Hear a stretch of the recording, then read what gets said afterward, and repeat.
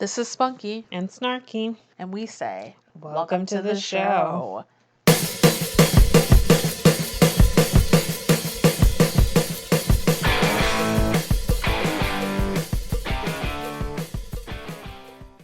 So it's Father's Day weekend, and we decided that this week we're going to review one of our father's favorite comedies ever, My Cousin Vinny.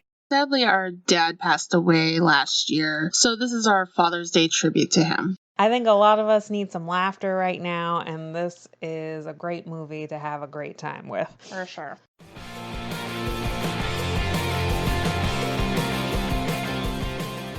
So My Cousin Vinny opened on March 13th, 1992 and stars Joe Pesci and Marissa Tomei. The comedy between these two is hilarious. This is definitely not one for the kids though, so put them away because there's lots of F-bombs and it's fucking fantastic. So the film opens with Bill and Stan, who are traveling across the country because they're going to UCLA. And they're driving somewhere in Alabama and decide to stop off at a Sack of Suds convenience store. I don't know why I went with a southern accent there, but whatever. And, to pick up some food on the cheap for their road trip to California. So they're haggling with the guy, making him fill up his drink, and they leave when Bill finds out that he accidentally pocketed a can of tuna. And they're like, whatever, shit happens. So they're driving down the highway, and they get pulled over, and Stan is all like, you know what they do to people in Alabama, right? If you get pulled over. The police, pull a gun on them and tell them to get out of the car. And they're like, what is going on? And they get arrested. And they're being interrogated. And they're like, what is going on? Like, why is this happening over a can of tuna? But the way it is set up is so funny. Yeah, because they just think, oh, we stole a can of tuna. Like, if they admit to it, they're not hiding the fact. But they don't understand that that's not why they got arrested. Being booked for murder. Boom, boom, boom. So, they're with Stan, and he's talking about, how you aided and abetted him. And he was like, I didn't even know it was happening. I found out about it after in the car. And he's like, well, why didn't you, stop and do something about it? And he's thinking it's about the damn tuna. So he's like, he's my friend. And the cop's like, you murdered someone. And so, they're talking with Ralph Macchio, and it's like, so when did you shoot the clerk? And he's like, I shot the clerk? Question mark? But they don't take it as a question mark. They take it as a statement. They realize they're in deep shit. So he calls his mom for help, and because they need a lawyer. And they're like, oh, no problem. My cousin Vinny. So then you see Vinny and his fiance, Mona Lisa Vito, come into Alabama, and they're in their New York Italian duds and shit. Their leather and pinky rings. Yeah. And so they're in their podunk town, and then Vinny goes to see them, and you kind of discover that Vinny isn't really a trial lawyer. No. So he's only been practicing law for 6 weeks. He just passed the bar after 6 tries, I think it was. Yeah, and he's a personal injury lawyer. Yeah, he's never done a murder case. Or been to trial at all. Yeah. So Vinny meets with the judge and goes over his credentials, and he fibs about some things. He tells him he has 16 years experience. The judge hates him, basically. So throughout the movie, he's on him because Vinny shows up in a leather jacket. He's got an attitude in court. This judge, Herman Munster, hates him. As a kid, when I first saw this movie, I didn't realize that was Herman Munster until way later. Because he has a southern accent, too, in the movie. Yeah, and he doesn't have He's not his Lily Frankenstein. or whatever he says.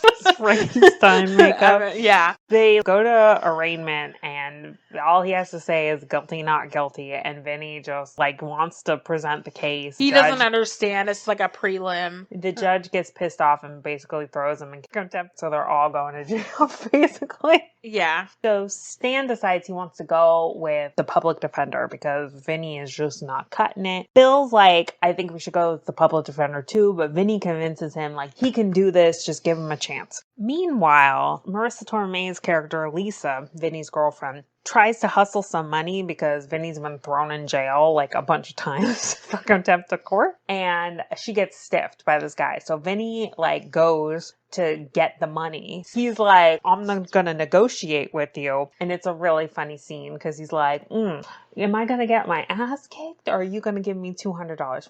Let me decide. Which would be better? But maybe I should make a counter offer where I kick your ass and you give me the $200. So he basically like cons this like dumbass redneck guy. And then he's like, oh, well, I don't have the money right now. So he's like, get the money and I'll be back.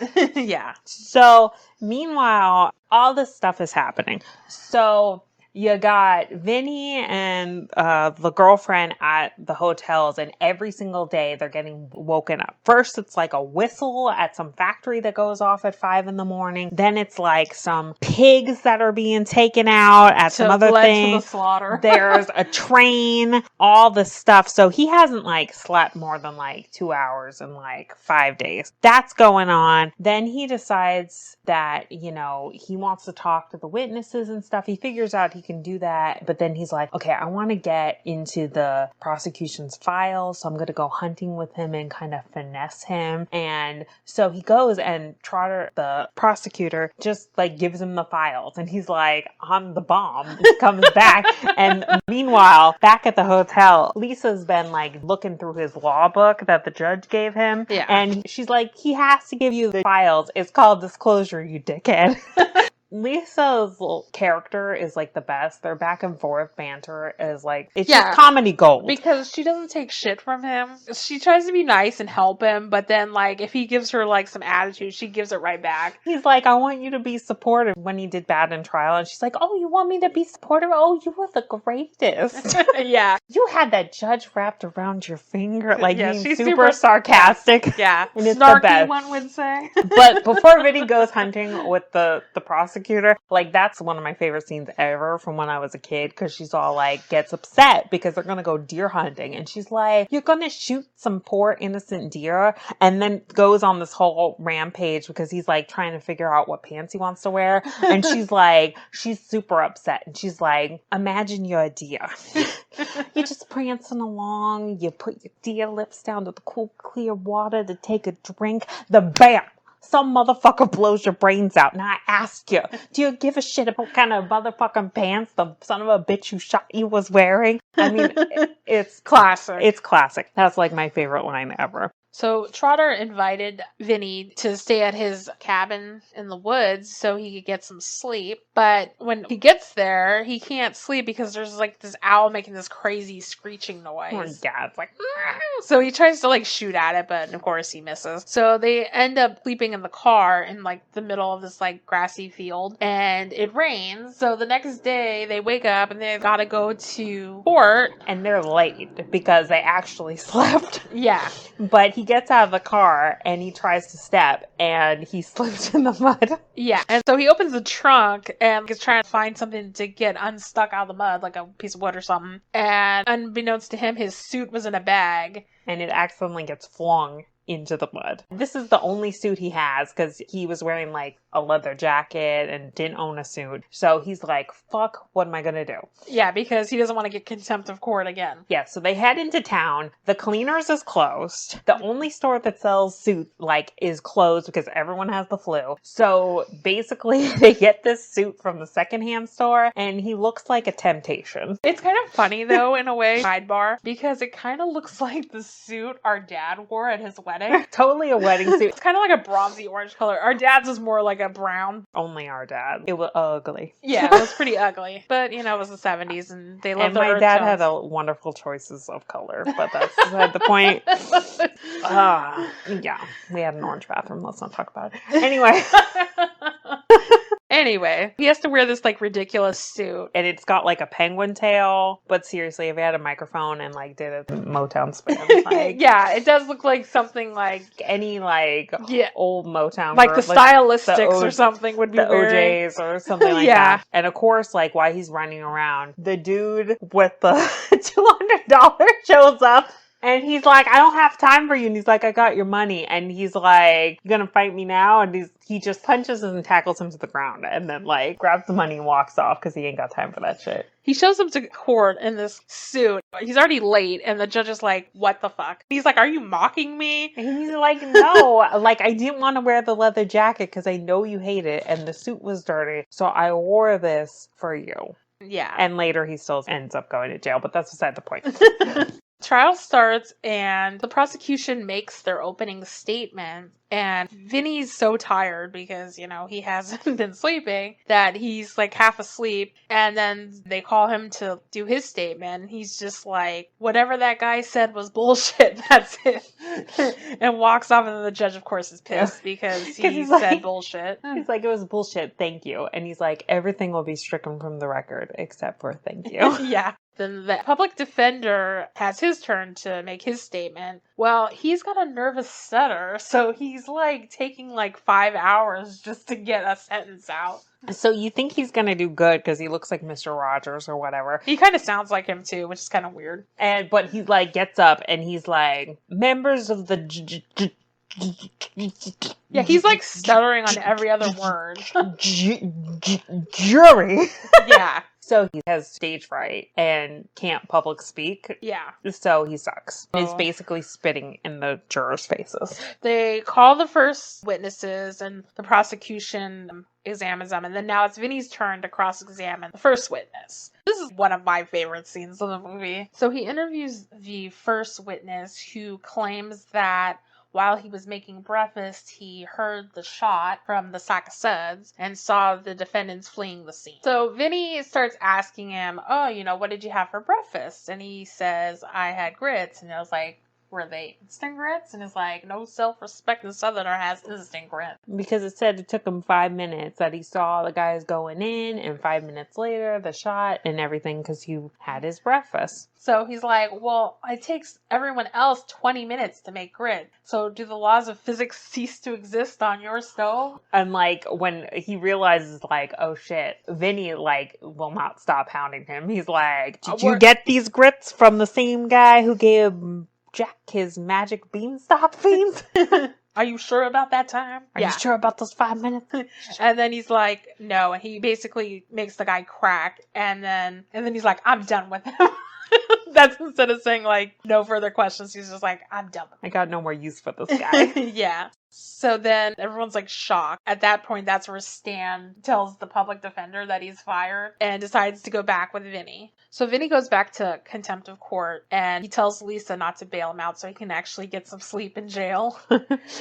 Which is funny because there's like some sort of prison alarm that goes off and he like sleeps right through it. So the next day they're back in court and we have the two other witnesses. So the first witness, she has glasses and she says she saw the witnesses get in the car and drive off. From about 100 feet away. Yeah, well, Vinny brings out his, like, measuring tape and goes about 50 feet and asks her how many fingers he's holding up. And then the judge is like, let the record show that defense is holding 2 fingers. And then he's like, Your John! Honor!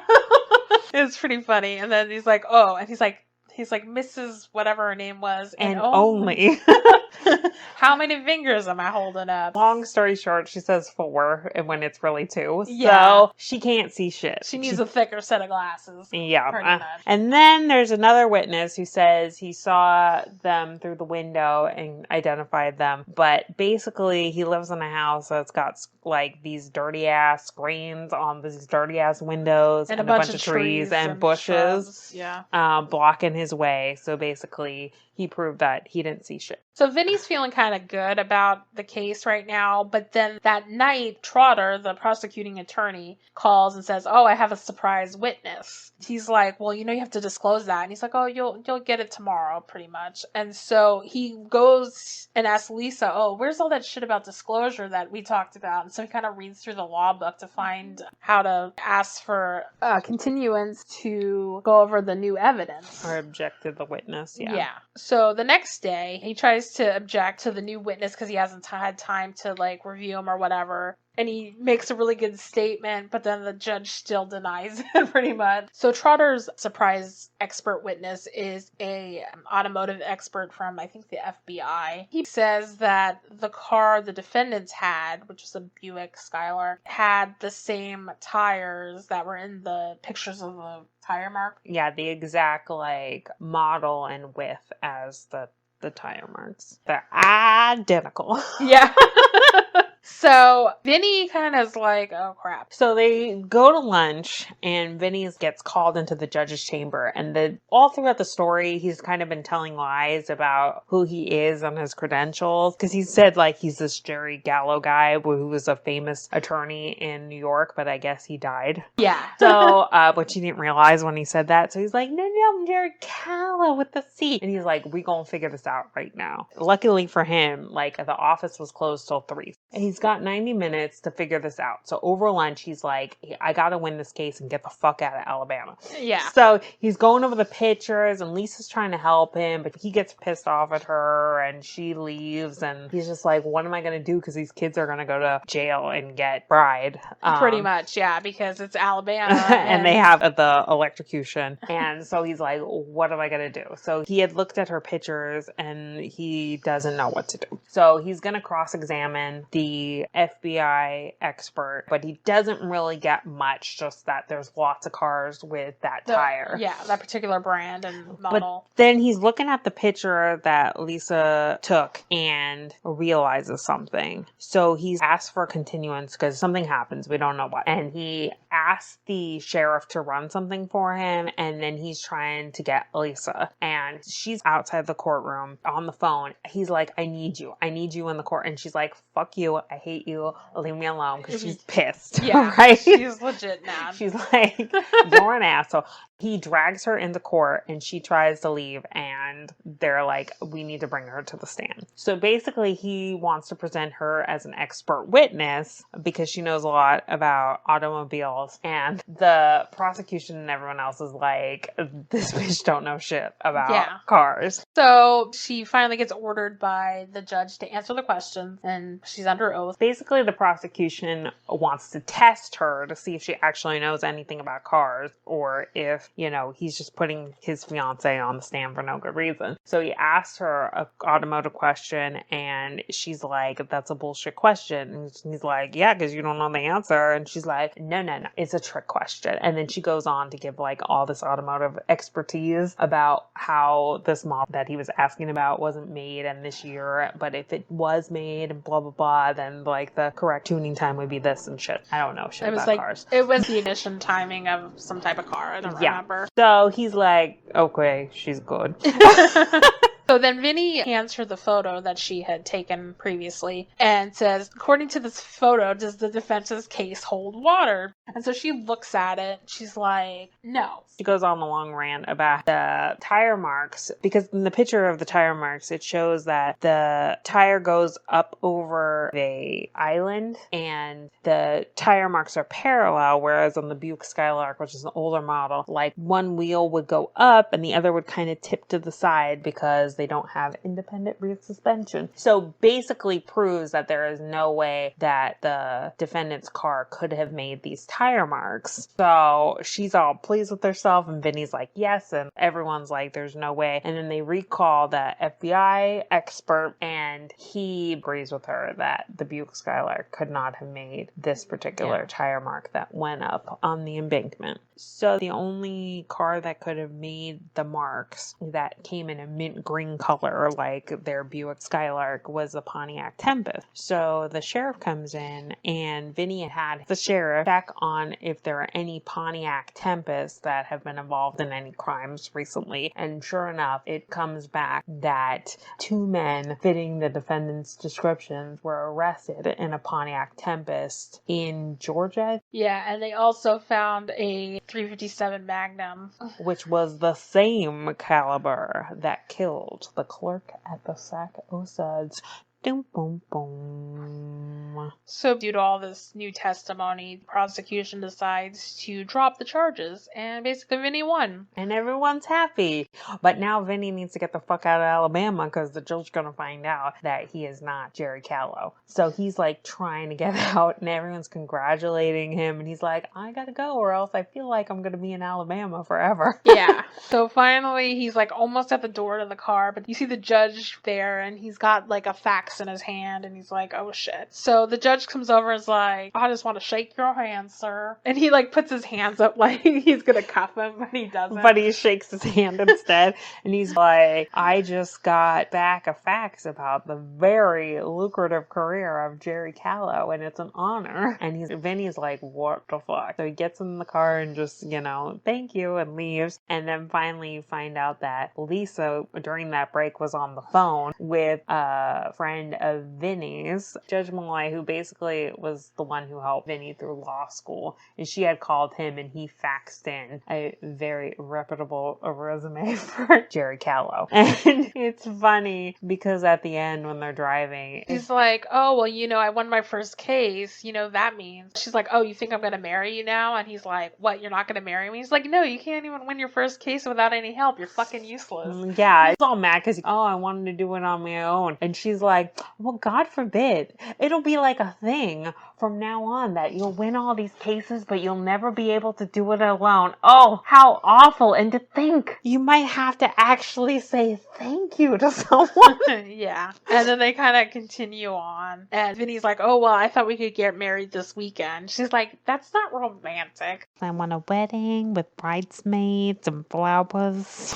They bicker some more as they ride off into the sunset, and that's the end. It's a really, really funny movie. I know if you haven't seen it, we probably gave everything away. But it's really good. And just the comedy between those two is just on point, like the whole way through. I mean, some of it we didn't even get into. Biological clocks ticking, all this funny stuff. And it's the two Utes. It's just a lot of good, like, raunchy humor. There's, like, kick-ass humor. There's all types of stuff, which is why, like, my dad, loved this movie. It probably helped, too, because my dad, he wasn't a lawyer, but he worked at a law firm, so he knew a lot of lawyers, and they could be kind of yuppie-ish sometimes. Yeah, and, like, just all the sarcastic nature of everything was, like, hilarious, and just outsmarting, like, people with your Gambino gumption. Yeah, and our dad, being Italian, too, also loved this movie, because he called it an Italian classic. So, yeah.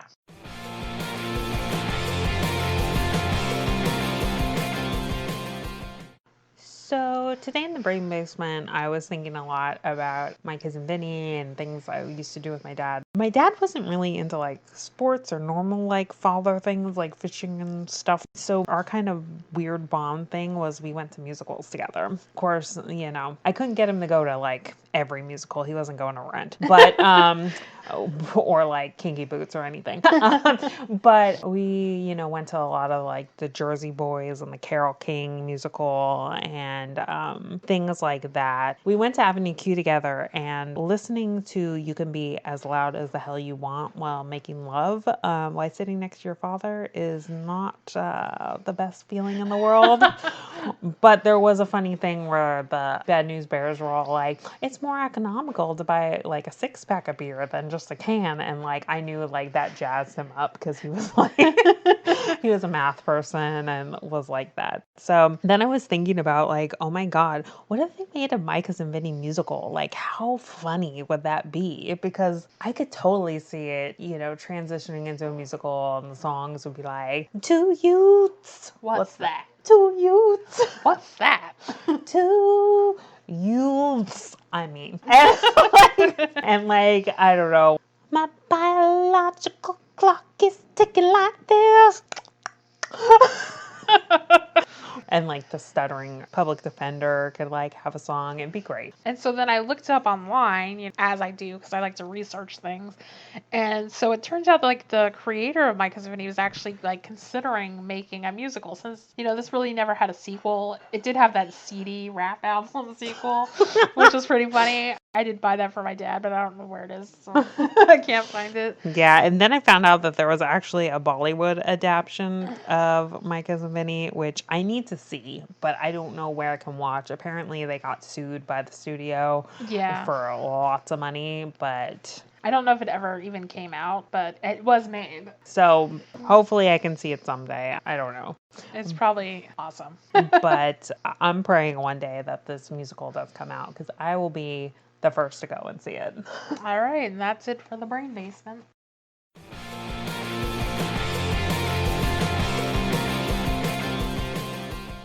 So in today's music spotlight, we're going to talk a little bit about the music that our dad used to play in his convertible. So he had a convertible, and when you drive around, when you get on the freeway, he turned up the music super loud so he could hear it, whatever, which was fine until you got off the freeway and we're at a stoplight and the music was blaring True. and everyone near you could hear it. Yeah. And the music my dad used to listen to was super fucking embarrassing.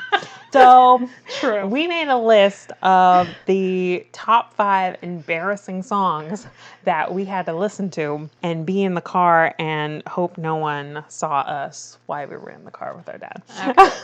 So first up on the list is African Bambaataa, Looking for the Perfect Beat. Okay, backstory on this song. My dad had a coworker. She had a dance class or something, and he asked me to make a mixtape of dance songs For her. So me being a big 80s fan, I made a mixtape of 80s songs. I just put them in alphabetical order because I wasn't trying to put them in a specific order. And so the first one on there was African Bambaataa's Looking for the Perfect Beat. So my dad ended up liking it and asked me to make him a copy of it as well. Which my dad probably didn't even know this fucking song. No, but he liked it regardless. And so thank you, Spunky, for putting that on the CD because super blaring, looking for the perfect, and No, I have a better story too. We were on the way to your college graduation and we're driving and we get stopped because there's an accident on the freeway. So we're stuck in traffic and we're in Oakland and this song is blaring and it's hilarious. My mom's in the car too and she's just like, oh my God. She's hiding her head in shame. This is so embarrassing. I thought it was funny, kind of, but yeah. So that's that story. All right, moving on to number 2, which is from the Dirty Dancing soundtrack, which we will be mentioning quite a bit because my dad loved the Dirty Dancing soundtrack and the movie. And loved Dirty Dancing. We went to the musical, all that good stuff. So number 2 is She's Like the Wind by Patrick Swayze. She's like the wind. She's coming close to me. Can't look in her eyes. She's out of my league. Just a fool to believe I have anything she needs. She's like the wind. Yeah, imagine that blaring. We weren't singing along, but you can imagine. Yeah. Moving on. The third song on the list is Three Dog Night's Easy to Be Hard. I had the whole Three Dog Night CD in the convertible. Actually, this was our mom's fault because that was her CD. Oh, and okay. Three Dog Night have, some good tunes, but it was their greatest hits, and it had 20 songs on there. And I remember drive. I don't know where we went, but I heard Joy to the World 4 times that day, and it was just not a bad song, but I was done with it. Yeah, I was done with sure. it. But yeah, if you know Easy to Be Hard, it's kind of very moody. It's how can people be so heartless? When you're cruising down the street in the convertible, it's it's not the song you want to be listening to. Yeah. All right, moving along to number 4. Number 4, not a bad song, just not a song you want to listen to with your parents, is Boyz II Men, I'll Make Love to You. I'll make love to you. If you want me to. Now, Boyz II Men, that CD was the jam. It was. It was. Everyone had that CD. And we were up on vacation and that cassette, it was a cassette at the time, don't judge, was in the car, and I remember just feeling the shame of having to listen to that song with my parents. It was awful. Yeah.